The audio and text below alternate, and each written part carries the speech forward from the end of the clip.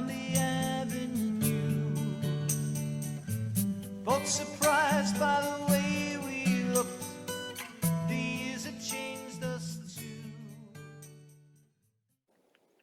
Ralph is trusted. Hello again. Welcome to another episode of Gung Ho. It is April 28, 2025. Second part. Is Trump a Russian asset? And we've been talking about that, and we're going to keep talking. We know beyond a reasonable doubt that he is. The problem is, it just doesn't get out there. And I want you to talk about the media, both of you. What's going on?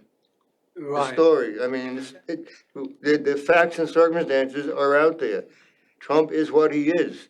He's a Russian asset. Why won't the media go with this? Well, the media has failed. There's no question about Why? it. The media, there are a lot of reasons, but when I first got into journalism, what attracted me were stories like the My Lai massacre, the Pentagon Papers, Watergate, and it seemed one big story could really change the national conversation. And these were stories you remember 50 years later. They were historic. Here, I think we have something that is of greater measure, really.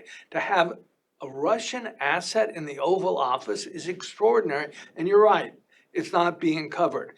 There are a lot of reasons. One is people are afraid. There's absolutely no question about it. And the fear comes and goes. And it was sort of interesting. When this book came out in 2017, House of Trump, House of Putin, I got a lot of publicity. And this was basically saying Trump was a Russian asset. And I was on TV, national TV, like MSNBC 30 times or so, an awful lot. It did get some considerable play. When I did it again and did more about, but this is about Trump and how the KGB actually recruited him. This is American Compromise. This was more about the Russian mafia. Nothing, dead silence. It actually, both books made the New York Times bestseller list, but they did not move the needle. Yeah. Well, you put it back. That's my book, The Blood Bankers. Okay. Which is, So there are a lot of reasons, and I think one is the media is petrified, and they will only start following things when they're part of legal procedures. If you follow during the January 6th Commission hearings, a lot of stuff, good stuff started to come out, and during Trump's trials, when we didn't think he would win again, but it looked like he was going to, well, he was convicted. They did follow the procedure of the trials, but they never did their own enterprise work that extended beyond that. And I think people are genuinely scared. If you see what's happened with CBS now has caved into the administration. I'm going to give you my version of what happened, why this did. So I saw this guy, Harry Melville, parading himself around. I realized he was an informer on my case back in 2000.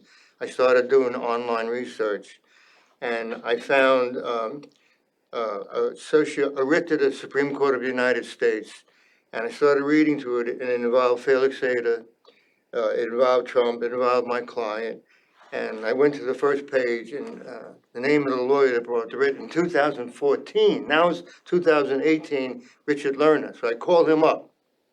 And I said, I'm interested in this writ that you wrote because it mentions my client, the case and everything. He said, who are you? Well, I represented Danny Persico Jr. He was flabbergasted. He said, we're coming to see you right now. I said, wait a minute, what are you talking about? He said, me and Fred Overlander coming to see you right now. They came the next day and they told me this. I mean, it was overwhelming what they were telling me. All these illegal things going on. And I said, well, it turns out Fred Overlander in 2010 brought a civil RICO case in the Southern District against Felix Sater.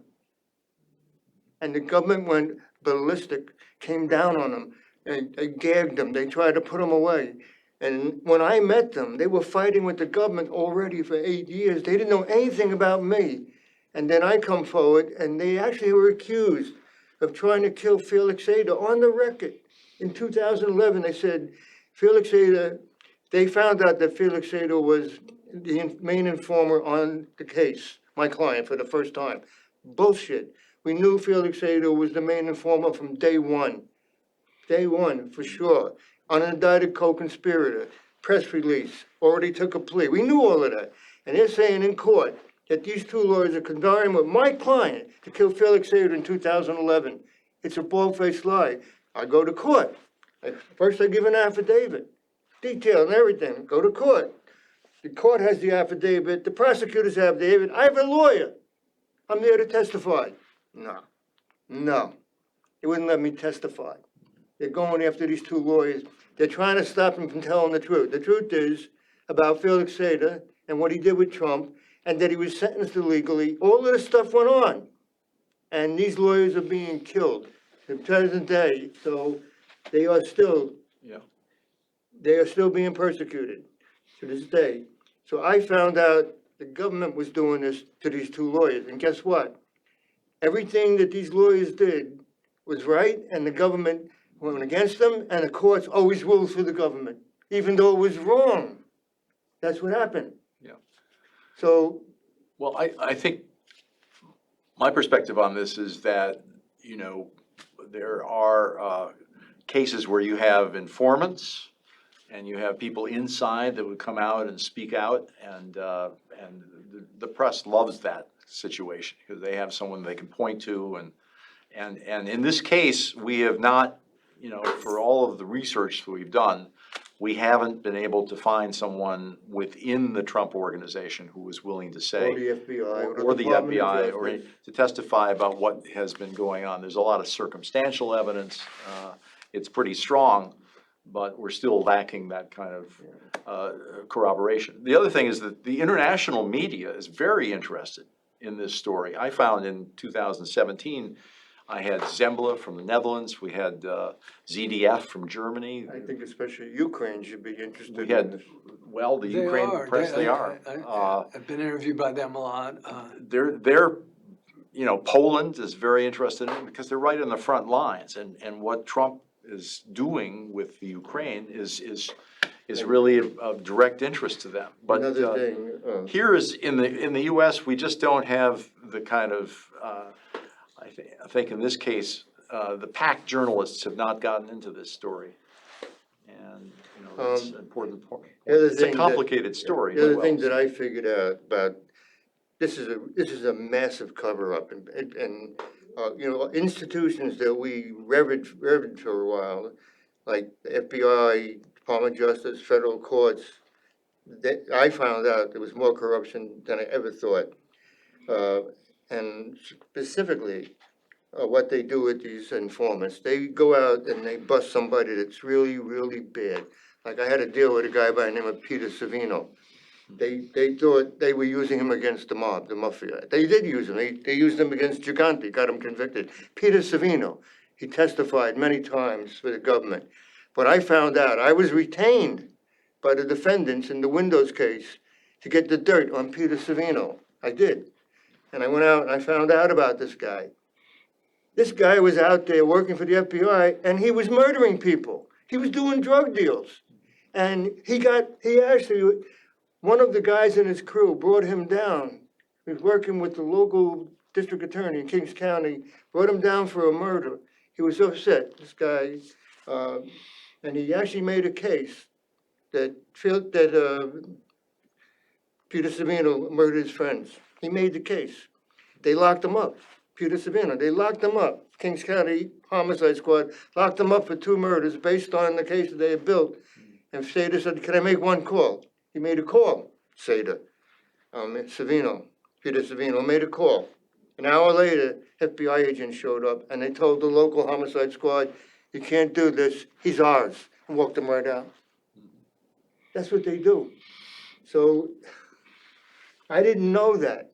I didn't know that they flipped somebody and then they let them go out there and keep committing crimes, and the FBI has a term for it. You look in their legs. Otherwise illegal activity. It means an informer is out there committing crimes, he gets a pass, or she gets a pass. This is all the things I learned since 2018. I had no idea that they do this. Like Felix Sater, he pled guilty to stealing $44 million. He pled guilty to that, facing 20 years. The law was a mandatory fine. Mandatory restitution had to be like $60 million. And the fine had to be hundreds of millions, no, hundreds of thousands. He goes to get sentenced. They don't do that. They completely disregard the law. The judge did that. The U.S. Attorney's Office did that. The FBI, they let him just walk away with $25,000 fine and let him keep all the stolen money. That's what they did. I never knew they did. And that's what these two attorneys were trying to tell everybody. Look, this is what happened with Felix Sater. And they got destroyed. So This think reminds me about of it. H.L. Mencken. He used to be a journalist in Baltimore. He said that injustice is not news. What's really shocking is justice.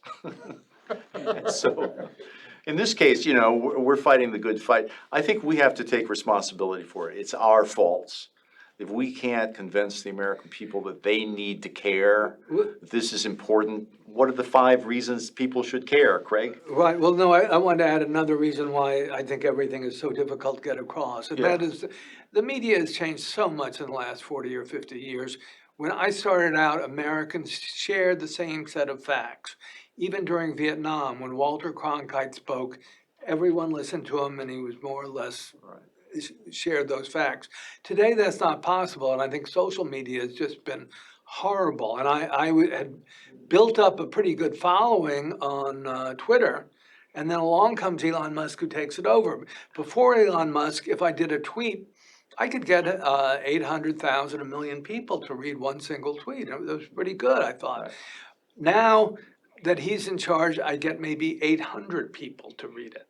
I've been silenced. They call it shadow banning. And if you've written anything critical of Trump, he mutes it.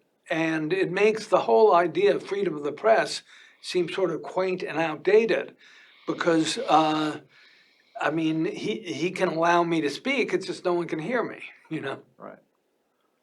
Freedom of the press for people who own the press. And, I think we've got our work cut out for us. What are the reasons that Americans should care about this story? I mean, what are the big implications for the ordinary guy on the street about Putin and Trump having this relationship? Well, we're heading around. Craig? We have a tyrant. And nobody is really. We're going to feel the damages in about 6 weeks or so of all he's done in just these 3 months that he's been in office. It's just extraordinary. And it is very much, if you can imagine, he has just snapped his fingers and $6 trillion vanished from the stock market. 10 trillion. 10 trillion? 10.7 trillion of market cap. And Americans have stocks and bonds are 26% of the average American household's wealth these days. So that's having a real impact. Right. Yeah, I think that's right. That we're seeing the impact of having a quirky dictator without any checks and balances from Congress or from the judiciary being able to have his way with the economy. And The media is forgetting about Gaza. Nobody's talking about Gaza. Watch MSNBC. There's no coverage, and we are complicit in the genocide over there. It's all our bombs, all our artillery rounds, our planes delivering the bombs. No one's saying a word. Well, one thing that ties Gaza together with Trump-Russia is a guy named Steve Witkoff. And here you have a guy who may be the most powerful man in American foreign policy today, who's got zero experience in diplomacy. He's a man who, he's a big deal in real estate. He's a billionaire. He owns the Woolworth Building and a lot of major properties in New York. And he's been a golfing buddy of Trump's for decades. And he also has ties to the Russians. What I think we may see is all this negotiating. What is he really doing over there? I think he's going to bring back Trump Tower Moscow. And, he doesn't care much at all about Ukraine. the Gaza, As far the as Gaza Gaza, tower. how about it's going to be the Gaza Riviera? Exactly. This is crazy. He has withdrawn support, armed support, and intelligence from the Ukrainians. They are getting killed more so because they don't have this. And and he's getting away with it. I mean, this is a dictator. This is what they do. He has absolute, Well, what do we do from here? I would say, the other thing about Trump, in addition to his crazy economics that this has enabled, is just the devastating effect he's having on all of our basic institutions like law firms, like universities, FBI, press, Department of Justice, press. I mean, I was up, Why would he's someone do intimidated. that? I was speaking, I Well, was, he wants total power. That's why they're But doing it. but in the end, I mean, it's so bad that the majority of us or more are gonna turn against him. I mean, it's so obvious what he's doing. You know, you know, why is he trying to destroy all our institutions and become all powerful? What good does that give him if he destroys everything on the way up? I think he's making a fortune while we're doing it. I mean, so much is going on that you can't possibly follow it all, right? And I think, his whole Bitcoin scam, it's just a scam to make. and the way he changed the tariffs from one day to the other, and he tipped off his friend Schwab, and he said in the White House, he just made $2.4 billion yesterday. That was when he pulled back from the tariffs, and he limited it to just China and said it was only 10%. That happened in a day and a half. The stock market soared. Marjorie Taylor Greene made a lot of money. Yeah, And what is- Marjorie Taylor Greene is now worth $23 million. She's been doing 6 stock trades a day. I don't see how you could possibly have any time to be a congressperson if you're doing all the trading activity. No, our Congress, that's another whole thesis here, is that a lot of the Congress has been profiting from this guy. Well, But it basically corrupts our fundamental institutions. really, money. What, Friends United, letting, billionaires contribute all they want to these PACs. It has destroyed our democracy. Citizens United. Yeah. And so, but why is he leaning backwards over for Putin? Well, as I say, I believe he is a Russian asset, and But what do you think they have on him? Why, And I mean, it is quite possible they have some compromise of some time and some sort. At the same time, Trump is not the kind of guy he is utterly shameless. Nothing can make him embarrass him. He's done some horrible things. He made a lot of trips to Moscow that haven't been fully reported, including some in the 90s. I'm told he visited a place called the Beverly Hills Casino, which was not just a casino, it was a strip club.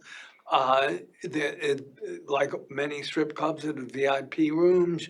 And being in Moscow, those VIP rooms almost certainly had hidden cameras. So there is quite a possibility of compromise. I've not seen it corroborated, so I don't know specifically. But I think he has a relationship with Putin where he's serving Putin and Putin's serving him.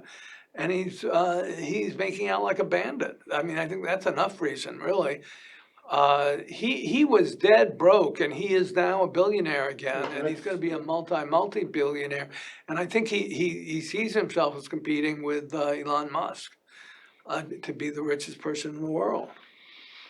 all right, so what Putin did, allow all this money to be laundered, and Trump was the collateral, he gained, he survived. Is that what it is? That he knows and Putin knows you wouldn't be here but for us?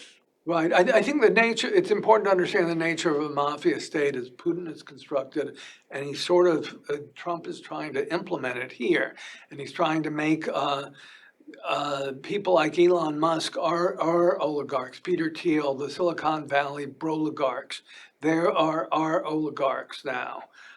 In Russia, you had people running like Deripaska in the aluminum industry. And essentially, you have people who are essentially mobsters, for want of a better term, but they have tens of billions.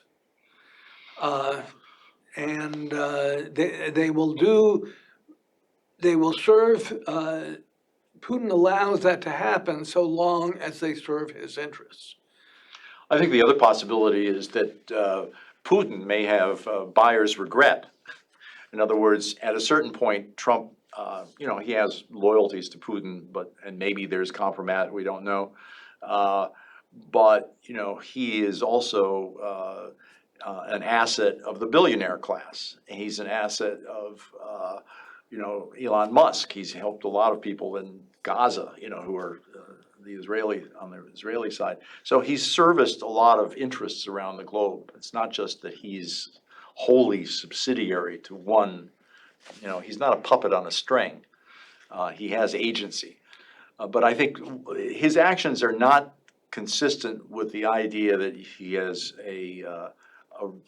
America's interests at heart, that he's. There's no way he has that. It'd be very interesting to see what happens after his meeting at the Pope's funeral the other day with Zelensky. And I thought it was a brilliant act by Zelensky. I mean, somehow they staged this, I guess with the help of President Macron, Yeah. is they got a gorgeous part of the Vatican. They set up 2 chairs and a camera, and they had a private meeting that was being filmed. And Zelensky was brilliant. And you kind of remember that, yeah, Donald Trump had his TV show, and he's sort of a master, a showman in his way. But you know what? Zelensky had his own TV show, and he was damn good at it. And here he was, and it was a setup, and he was leaning into Trump and really caught him. And Trump came out of it praising Zelensky. And you've got to wonder, I think this is a real test. I would so love to be wrong. But I will bet, and Trump now said all these nice things about Zelensky, but you know what? He's going to flip back to Putin, and I would bet. Well, that's a good test for our theory. Yeah. So let me ask you a question. What keeps you going? What's the next book? I don't know what the next book is. Because I got at a certain point, I got interested in this stuff, and right.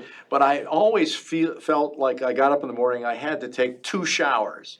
It was just the least savory aspect of humanity is to study these characters. It's also, the more successful you are, the more dangerous it is.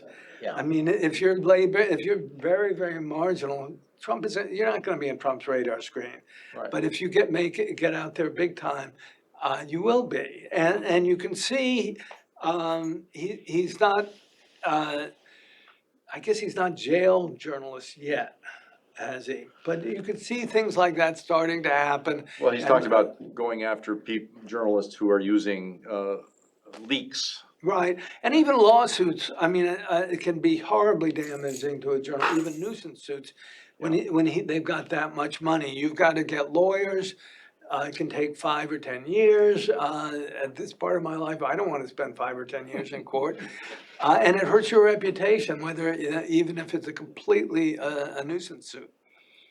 Well, I have a different perspective on that, being a lawyer, and having been approached when we wrote a piece in the Daily Mail, I think it was, about Rybolovlev.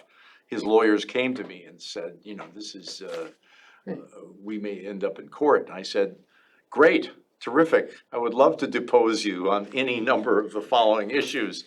That's a different approach, but I think it would be interesting to get some of these characters in front of a U.S. court. Well, problem suing, going after them is they have unlimited finances, unlimited. Let me ask you, Craig, we had one of the theories about why the media doesn't love this story now is that they feel like they did a whole chapter on Trump-Russia 2017, 2018. There was the Steele memorandum and a lot of that stuff. What's your view of all that kind of diversion? I mean, it was very much focused on not the financial crimes or. Well, I think in the public imagination that Trump and his forces sort of won. That is, the whole Mueller report, I think, was completely inaccurately characterized, and it was dismissed as if it turned up nothing, when in fact there's a lot there. People forget about the Senate Intelligence Committee did a terrific investigation that has never gotten widespread publicity. And essentially, I heard again and again, Trump Russia is a hoax. Trump Russia is a hoax, and I think that won the day, rather than people like us. Yeah. Well, it's up to the Democrats or the opposition party, if, insofar as we have one, Craig, I don't to understand. make noise about that. What you mean about the Mueller report. When I saw Mueller appointed to investigate Trump, I told my wife, he's not gonna do anything to Trump. This is a setup. Mueller has a really big conflict investigating Trump, and I called it. And not only that, it's in this book right here with Law Ends by Andrew Weissman. When Mueller called Weissman to his office to set up his team, the first person they talked about was Felix Sater. The first person they talked about, and they used him in 2018. I knew nothing would happen to Trump. It was, that was just a dog and pony show, and I was absolutely right. And then this other guy, Smith, going after Trump, I knew that would go nowhere. They're not out to get the feds. No, I mean, to me, there were loads of flaws with the Mueller report, and I think one of the biggest ones was that it had nothing on counterintelligence. It had to be a counterintelligence. Nothing on financial crime. That was Yeah, I saw Mueller under questioning when he went to Congress. Right. And But there someone- still was a lot showing, he didn't completely exculpate Trump at all. right. But he didn't go, but he was asked, did you go after the financials? No. His connections to Russian oligarchs? No. Money laundering? No. So how could you go after Trump? You don't do that. He said that on camera, Mueller. Yeah. It was set up, it was part of the cover-up. They don't wanna implicate themselves, they're involved. So if you wanted to have another chapter of investigation here led by Congress, is there any traction there that we could get, some more investigative hearings? Or is the Congress kind of off limits at this point? Well, I think until Democrats win Congress back in Yeah. '26, I think it's There's dead. no, there's no congressman who will stand up for this position? No, I mean, I think people like Jamie Yeah, we're off Raskin to- do. yeah. I think Chris But Murphy's keep been talking. strong lately. But for them, Democrats to actually take action, they don't have the power because they're in the minority. And that's a real problem. So nothing's gonna happen till then. And I don't think the press will wake up until there are proceedings of one kind or another. I think that's a real problem with the press, is they depend on they will cover the proceedings, but they don't do enterprise research on their own beyond that. All right. Hey, something I